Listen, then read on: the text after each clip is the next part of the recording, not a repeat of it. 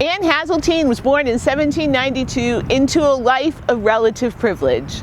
Her parents, Rebecca and John Hasseltine, had money, and her father was an influential person in the town of Bradford.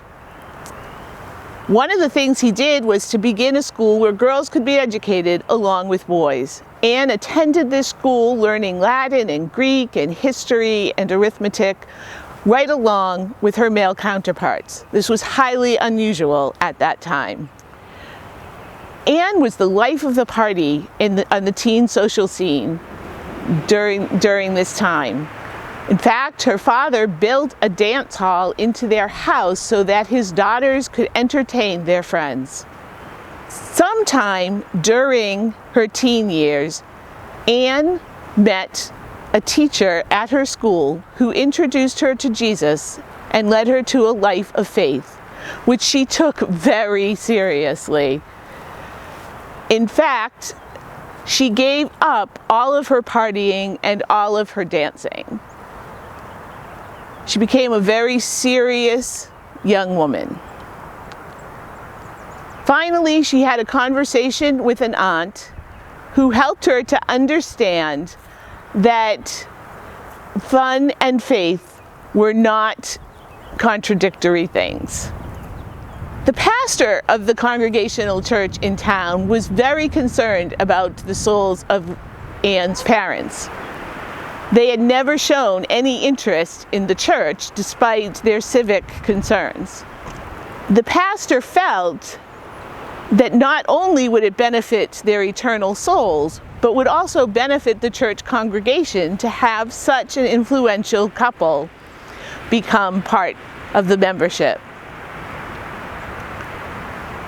Family lore in the Hasseltines, among the Hasseltines, says that one day John Hasseltine saw Anne praying in her window, and the sight moved him so much that he decided to make his own commitment to Christ. But whether that's true or apocryphal, it is accurate that sometime after Anne's conversion, her parents also became Christians and active members of the church. In fact, her father became a deacon. And it was in his role as a deacon that he was invited to host some young men from the seminary who were coming to speak to the annual congregational convention about the possibility of going to foreign lands as missionaries, a new endeavor for any church in the U.S. As the family was preparing to host these young men, Anne heard many stories about Adoniram Judson, who was supposed to be the shining star of the group and who was eloquent and passionate and very committed. When he came to their house, however, he was absolutely silent and picked at his food and was nearly rude. Anne was not impressed. It turned out, however, that the reason for Adoniram's silence was that he had been immediately taken with Anne and had basically fallen in love at first sight. A few weeks after the successful convention, he wrote to her, but she didn't answer the letter. She kept it aside until one of her snooping sisters found it and read it, and threatened that if she didn't answer it, the sister herself would write back. Anne answered the letter, and correspondence was struck up. Anne and Adoniram met a few more times, and Adoniram asked Anne to marry him. In fact, he wrote a letter to Deacon Hasseltine asking the father if he could part with his daughter to see her no more in this world, and to consign her to the perils of life in a foreign clime where she might meet illness or perhaps a violent death.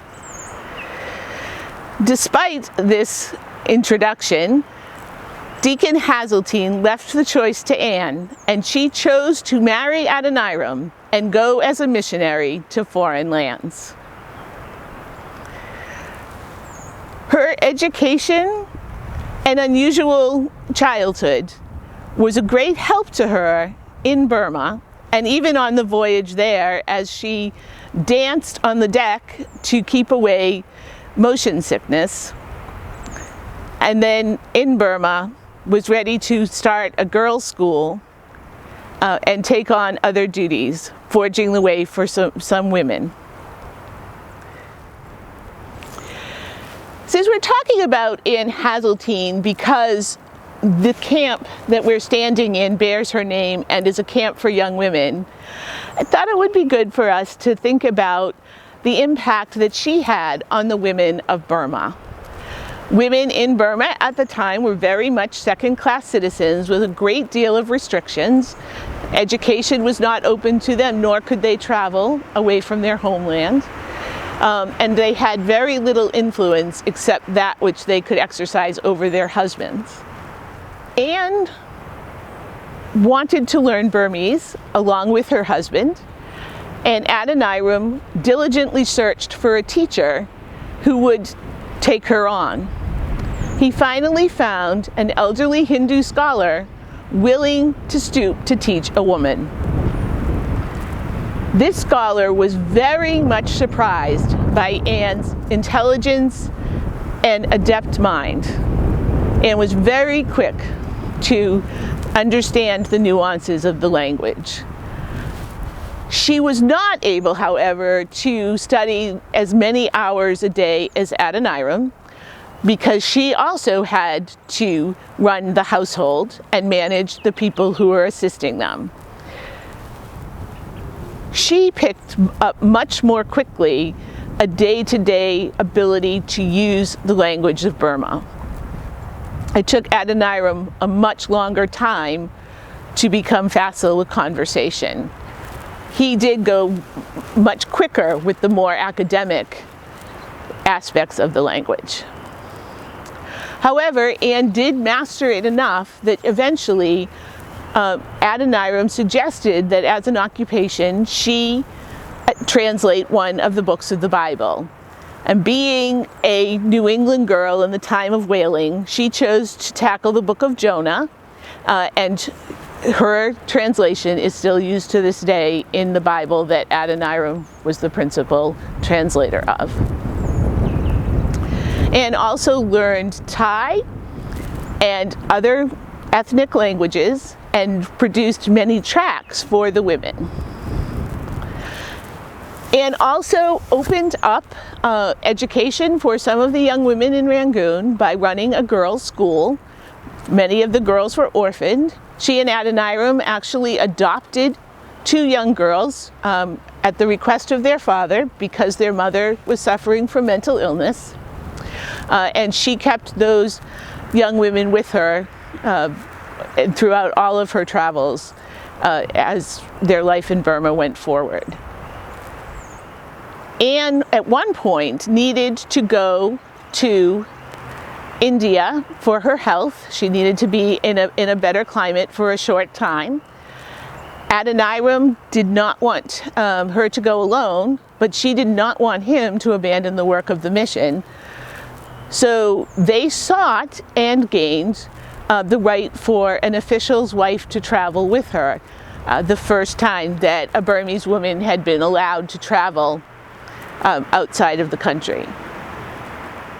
Anne also had influence with the viceroy and with other officials with whom she developed a relationship, often first meeting them through their wives.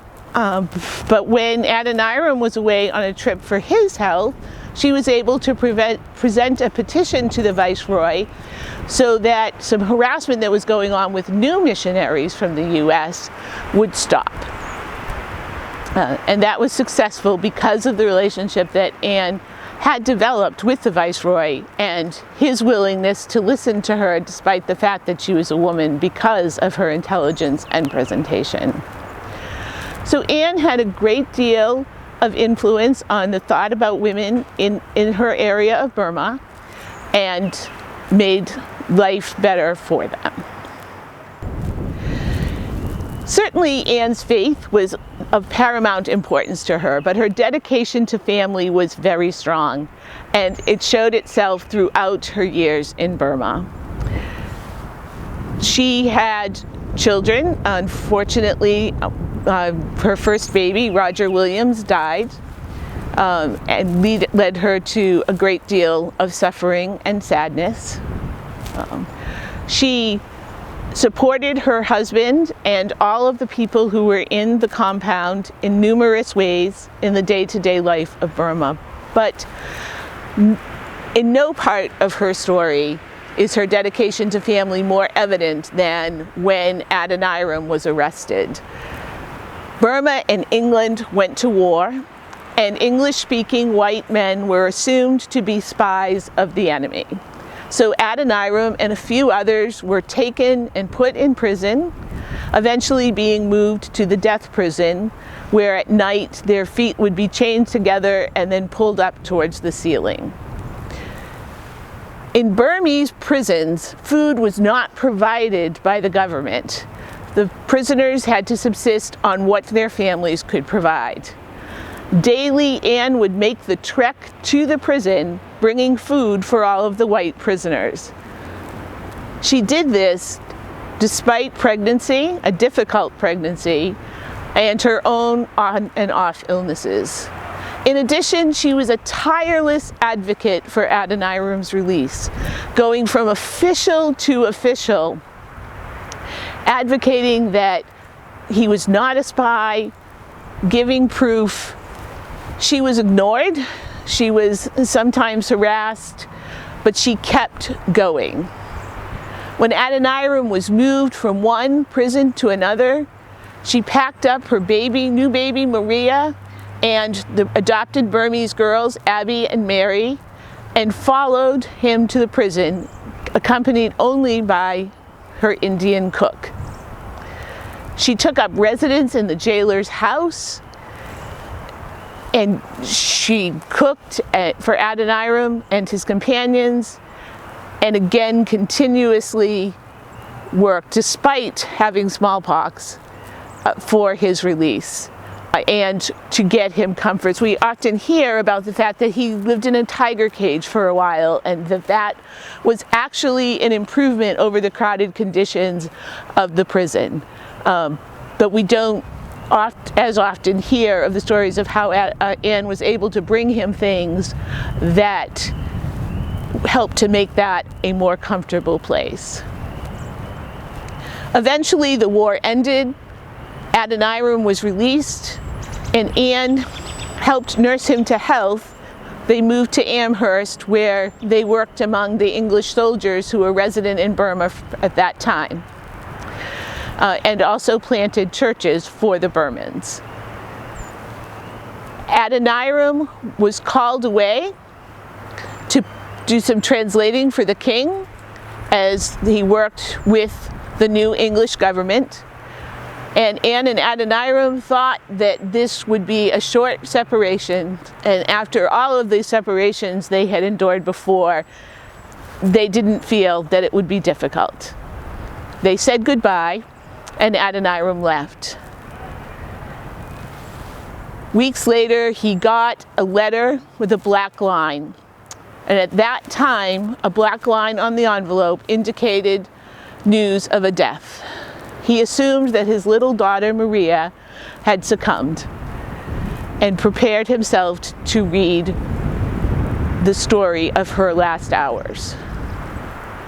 Instead, he opened it, and rather than Ann's writing, it was a British Army officer's. He simply said, "Mrs. Judson is no more." And thus Adoniram learned of the death of Ann.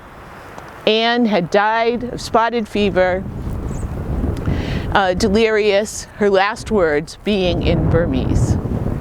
She left behind baby Maria, who followed her in death 6 months later. Abby, the adopted Burmese daughter, died at the age of 12. A couple of years later, Maria grew to adulthood. Ann is revered in Burma. and many schools and churches are named after her, and Burmans are quick to say, "This is for Ann." We know her story and the amazing things that she did. Ann was 37 when she died, but she left a legacy both in Burma and in the US.